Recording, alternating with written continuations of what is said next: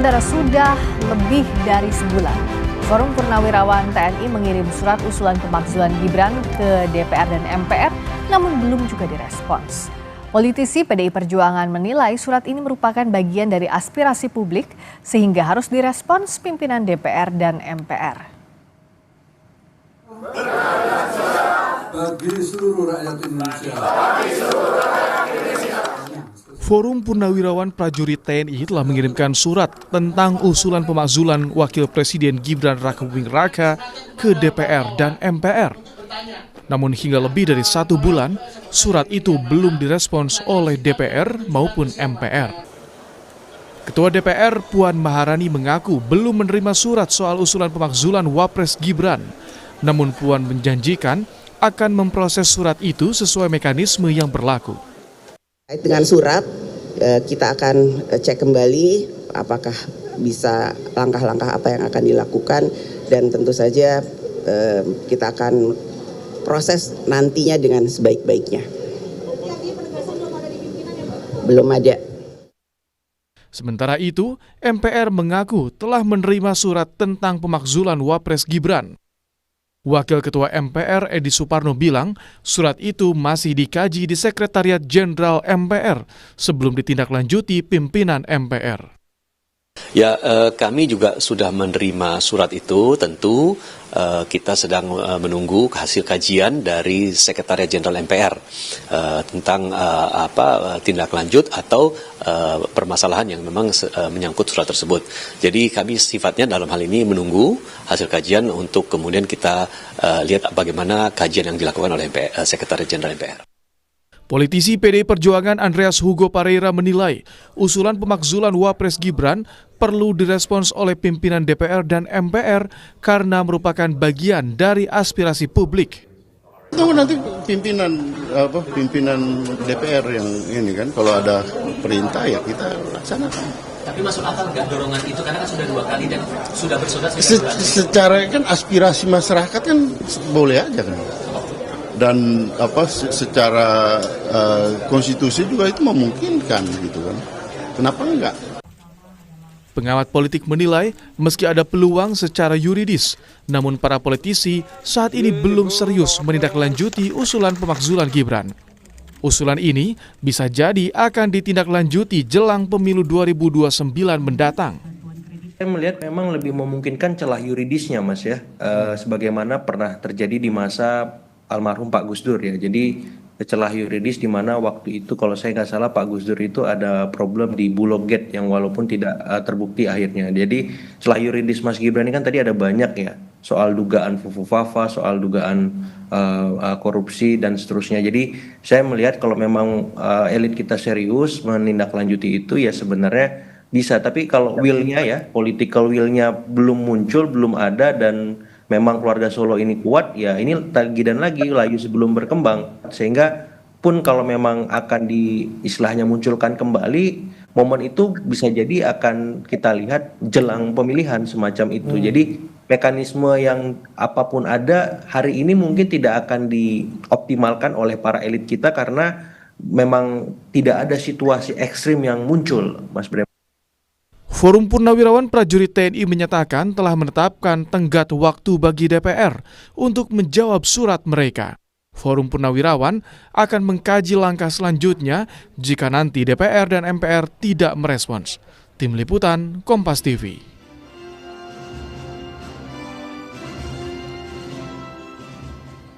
Mengapa para politisi di Senayan tidak segera merespons usulan pemakzulan Gibran yang diajukan Forum Purnawirawan TNI? Kita ulas bersama politisi Partai Golkar Nurdin Halid dan Direktur Eksekutif Carta Politika Yunarto Wijaya. Selamat malam Bang Nurdin, Mas Toto. Selamat malam Rizka, Bang Nurdin. Selamat malam. Kita akan kontak lagi juga Bang Nurdin, tadi terputus koneksinya. Saya ke Mas Toto. Mas Toto kan sampai sekarang itu Mbak Puan juga Pak Muzani bilang bahwa belum terima suratnya, masih di sekretariat. Ini tapi udah sebulan lebih. Apa iya cuma masalah administrasi doang atau ada kendala lain atau ada alasan lain yang Mas Toto lihat? Saya melihat sebetulnya secara objektif bahwa mungkin saja secara yuridis ini belum memenuhi prasyarat, Friska. Jadi kalau saya agak berbeda ya, tadi saya mendengar sedikit ulasan dari Mas Agung Baskoro ketika ditayangkan oleh Kompas. Saya melihat malah tidak bisa situasi yang terjadi sekarang dengan aturan pasca amandemen UUD 45 4 kali, sistem tata negara yang berbeda, kita menyamakan apa yang terjadi pada Gus Dur dengan situasi sekarang, walaupun sama-sama terkait dengan tuntutan untuk melakukan pemakzulan. Pasca dilakukan amandemen UUD 45, artinya pasca Gus Dur, saat itu memang dijatuhkan lewat proses politik di DPR MPR, sekarang itu diikut sertakan sebuah lembaga bernama MK, Friska. Sehingga tuntutan pemakzulan ini tidak akan memiliki makna secara yuridis kalau tidak disertai oleh sebuah keputusan atau keputusan oleh MK yang memang bisa membuktikan bahwa telah terjadi pelanggaran berat, entah itu korupsi, tindak pidana lain, dan itu memang diatur di pasal 7A, 7B UUD 45 ataupun di peraturan MPR RI nomor 1 tahun 2024. Dan ini memang menjadi khas dari setiap sistem presidensial di negara manapun, bahwa pemakzulan dimungkinkan, tapi sulitnya setengah mati, kira-kira seperti itu, Friska. Karena yang namanya presiden dan wakil presiden diangkatnya oleh dan dipilih oleh rakyat. Beda loh, Gus Dur itu diangkatnya oleh MPR, sehingga aturannya berbeda. Masih mandataris MPR ya? Saja saat itu sudah bisa dilakukan pemakzulan. Ini kalau kita lihat dari si yuridis ya, memang saya sendiri pribadi melihat belum ada alasan kuat kalau dalam konvers, kalau dalam wawancara yang dikemukakan oleh Forum Purnawirawan terkait dengan prasyarat yang diatur dalam Undang-Undang Dasar 45. Apa sih pidana yang dilakukan oleh Mas Gibran misalnya? Kalau misalnya dikaitkan dengan yang namanya pencalonan yang dianggap tidak sah saat itu, keputusan kontroversial MK, saya pun merasa itu keputusan kontroversial dan saya tidak setuju Gibran maju kalau bicara secara pribadi, secara politik. Tapi kita harus akui juga sebagai warga negara, secara yuridis itu sudah menjadi hal yang sah, yang sudah diterima pencalonan oleh KPU. Itu yang menurut saya memang masih menjadi PR buat siapapun yang menginginkan pemakzulan, termasuk oleh para Forum Purnawirawan. Variabel kedua, sedikit Friska, memang ini juga akan jadi tantangan berat ketika kemudian andai kata betul ada alasan yang kuat terkait dengan prasyarat mengenai pelanggaran pidana dan lain-lain, tapi dibutuhkan juga suara mayoritas di DPR dan di MPR, artinya suara mayoritas dari partai-partai atau suara mayoritas dari DPD. Sementara kita tahu 85% partai itu kan adalah pendukung Prabowo Gibran. Artinya kalau kemudian partai-partai malah kemudian misalnya menempatkan posisi suaranya lebih banyak yang mendukung pemakzulan, ya artinya menurut saya berarti memang sudah ada sebuah konstelasi politik baru, baik itu dalam konteks sikap Pak Prabowo yang paling ditakuti oleh partai-partai, atau memang dari partai-partai yang merasa tidak nyaman dengan Mas Gibran. Ini rentetan prasyarat-prasyarat yang menurut saya harus dipenuhi kalau betul-betul ingin menjadi sebuah pemenuhan tuntutan dari pemakzulan terhadap Mas Gibran. Artinya apa? Saya bisa simpulkan ini sulit buat dilakukan. Sulit dilakukan. Saya mau follow up pertanyaan dari yang Mas Toto sampaikan tadi dulu ke Bang Nurdin. Kalau di koalisi sebenarnya masih solid nggak sih mendukung Mas Gibrannya juga sebagai pasangannya Pak Prabowo? Jadi kalau ditanya soal soliditas koalisi, itu lebih solid, saya nggak tahu apa istilahnya lagi. Pokoknya lebih kompak, lebih solid di dalam mendukung Pak Prabowo Gibran menjalankan asta-cita Presiden Prabowo. Tidak ada celah dalam kaitan pelaksanaan program asta-cita terhadap dukungan koalisi. Itu sangat solid, baik di eksekutif maupun di legislatif. Nah, saya sebagai salah satu anggota DPR itu saya merasakan betul bagaimana kesulitan, bagaimana kekompakan daripada koalisi pendukung Prabowo Gibran.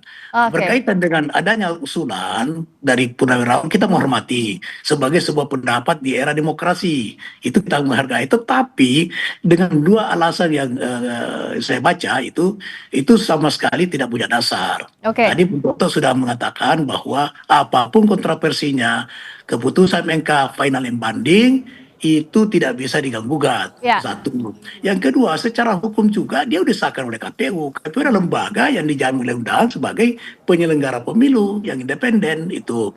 Yang kedua adalah rakyat 58% memberi kepercayaan memilih Prabowo Gibran. Jadi secara konstitusi tidak ada alasan sedikit pun untuk memalsukan Gibran. Yang kedua, alasan seolah-olah Gibran apabila terjadi sesuatu yang kita tidak harapkan terhadap presiden, maka dianggap tidak mampu. Dari mana dasarnya apa pendapat itu disampaikan. Oleh karena itu menurut saya tidak perlu MPR, DPR merespon daripada surat tersebut. Karena dan ini berbeda dengan Gus Dur. Waktu Gus Dur memang ada permasalahan konstitusi, ada permasalahan hukum gitu. Sehingga direspon. Kalau sekarang apa? Bang Yang Nurdin. direspon oleh MPR terhadap surat tersebut. Ya, kalau tadi anggaplah itu sebuah masukan sebagai pendapat dari segelintir. Ya, Bang Nurdin tadi kan bilang bahwa solid di legislatif, di eksekutif. Tapi kenapa nggak perlu direspons menurut Anda surat yang ada di MPR maupun DPR yang sampai sekarang masih di Sekretariat Jenderal?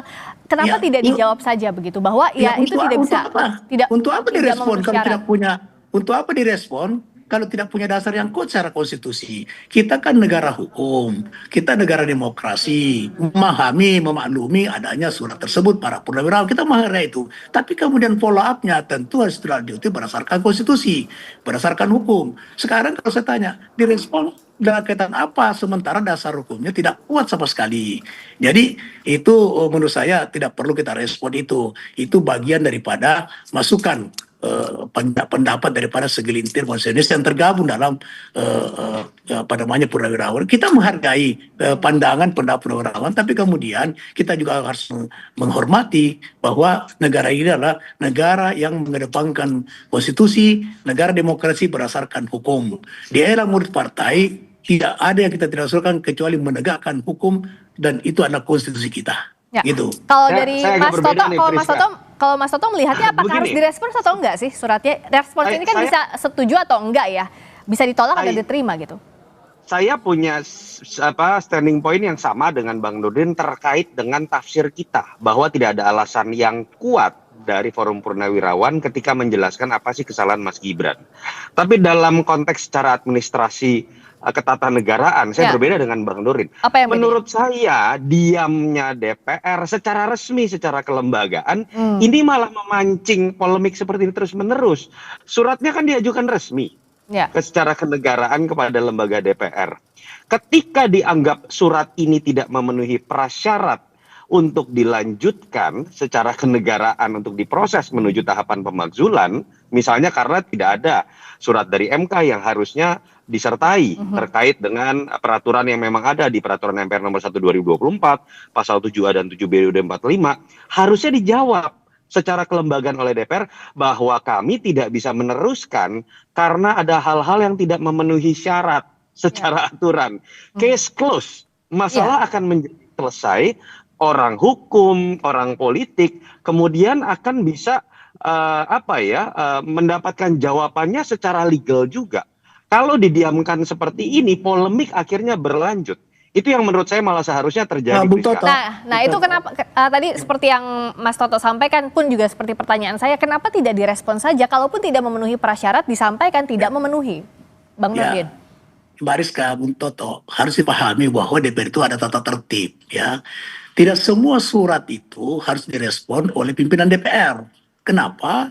Karena setiap surat yang hasilnya pimpinan DPR harus melalui berbagai jenjang sesuai dengan tata tertib. Misalnya harus mau dibahas dulu di badan musyawarah, kemudian ada badan aspirasi, ya.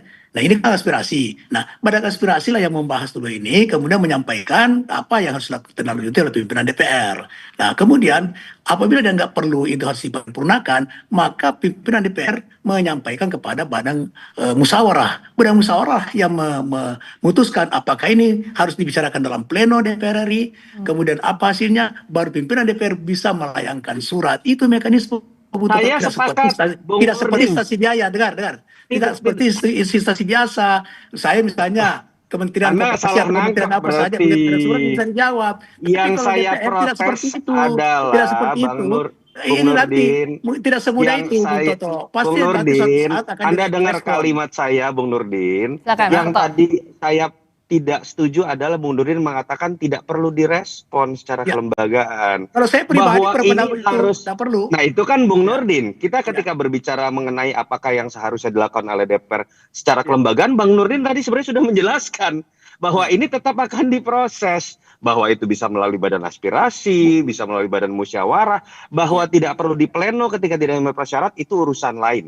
Tapi kalau kesimpulannya kemudian tidak perlu direspon, tanda kutip, karena tafsir pribadi dari masing-masing anggota DPR, malah itu yang menurut saya membuat polemik. Yang kedua, Friska, menurut saya ini jadi menarik loh, Friska. Kalau kita lihat tuntutan-tuntutan seperti ini, termasuk forum purnawirawan, ini menjadi menarik.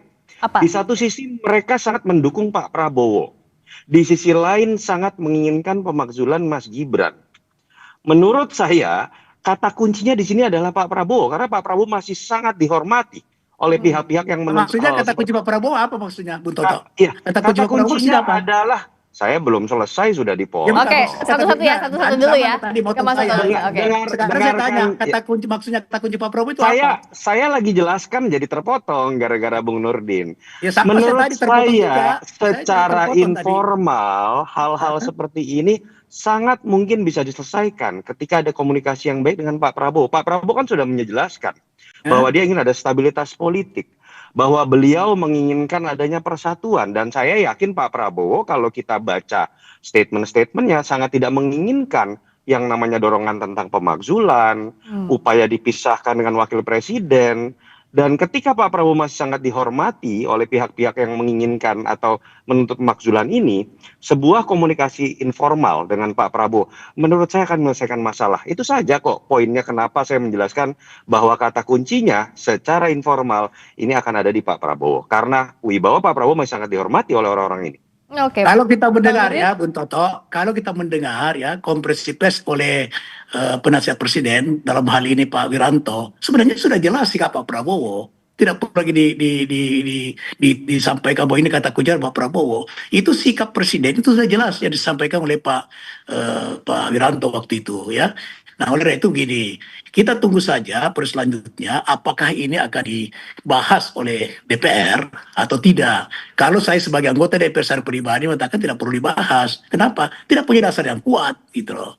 Untuk apa dibahas kalau tidak punya dasar yang kuat? Tapi kalau punya dasar yang kuat itu pasti DPR membahasnya itu melalui mekanisme-mekanisme yang saya sampaikan tadi. Itu pendapat pribadi saya untuk sebagai anggota DPR. Tapi kemudian secara kelembagaan nanti di mana Badan Aspirasi merekomendasikan kepada pimpinan untuk dibicarakan di tingkat siapa yang komisi yang memenuhi untuk membicarakan itu atau kepada badan musyawarah, maka itu pasti secara kelembagaan akan dibicarakan itu. Nah, kalau dari Mas Toto, secara kelembagaan harusnya DPR merespons itu agar tidak jadi bola liar, begitu Mas Toto? Tadi saya sudah bilang, kalau bicara secara substansi, saya bahkan secara pribadi walaupun bukan anggota DPR, saya punya sikap dan tafsir yang sama dengan Bung Nurdin secara pribadi. Saya sangat mengkritik keras Friska tahu terkait dengan pencalonan Mas Gibran.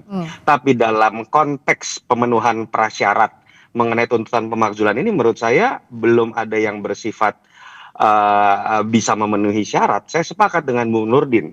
Tetapi kan pertanyaannya adalah polemik ini apakah bisa selesai dengan tafsir Yunarto Wijaya dan Bung Nurdin Halid? Kan tidak. Polemik ini menjadi bisa selesai dan tidak mengganggu ritme pekerjaan Pak Prabowo dengan isu-isu seperti ini kalau DPR menjawab dengan proses kelembagaan. Terserah jawabannya apakah kemudian tidak bisa dilanjutkan, apa berhenti sampai di badan aspirasi. Tapi ketika didiamkan dan ada statement yang multitafsir dari masing-masing anggota DPR atau pimpinan DPR, pada titik itulah menurut saya kita akan terus-menerus membahas isu yang menurut saya akan mengganggu niat kerja dari Prabowo. Ya, Bang Nurdin, singkat saja apa yang harus dilakukan untuk merespons ini agar tidak ada keterbelahan kesannya di publik soal sikap dari partai koalisi maupun pimpinan DPR soal ada usulan pemakzulan terhadap Wapres? Rizka, saya yakin tidak ada keterbelahan. Ini kalau Kompas TV tidak mengangkat judul ini, itu sebetulnya sudah tidak ada yang mempersoalkan. Dan tapi kan surat usulannya belum direspons, makanya kita bahas di sini kan untuk dudukan. Iya. Karena gak ada respon maka Kompas TV mengangkat judul ini kan, tapi tidak ada desakan atau keterbelahan daripada rakyat ya sebagai negara sebagai yang berdaulat. Yang berdaulat kan rakyat yang berdaulat. Nah, tidak ada keterbelahan. Ini ada persoalan karena diangkat lagi oleh stasiun televisi, mau Kompas TV maupun stasiun televisi yang lain. Ini nggak apa-apa, ini bagian daripada pencerahan demokrasi kita. Saya juga suka ini, tapi kita harus paham betul bahwa tidak semua surat buntut itu harus direspon. Bagaimana sibuknya DPR, bagaimana susahnya DPR itu, kalau semua surat masuk itu yang berkaitan dengan aspirasi ya, yang berkaitan dengan aspirasi kecuali dari lembaga tinggi negara maupun lembaga-lembaga yang berkaitan dengan kemitraan DPR itu wajib memang direspon. Tapi kalau yang namanya aspirasi, bayangkan kalau semua aspirasi yang data dari seluruh proses harus direspon, itu bagaimana susahnya DPR untuk merespon tersebut itu. Jadi tentu kita melihat substansinya yang tadi Bung Toto juga sependapat dengan saya. Kondisi substansi tidak apa namanya tidak punya dasar yang kuat untuk itu. Memang khasnya politisi ya, kalau ada isu-isu yang menggelitik pasti yang dicoleknya media. Kita tunggu bagaimana Kita tidak menyalahkan, maksud saya tidak ada keterbelahan bagi rakyat yang berdaulat. Baik, nah sekarang kita tunggu aja ya. Tidak masalah, itu saya suka juga. Kita respons ya, kita tunggu ya apa responsnya pimpinan DPR, akan ditindaklanjuti atau tidak surat usulan pemakzulan terhadap Wapres. Terima kasih Bang Nurdin Halid, terima kasih Mas Wijaya, terima kasih, selamat malam.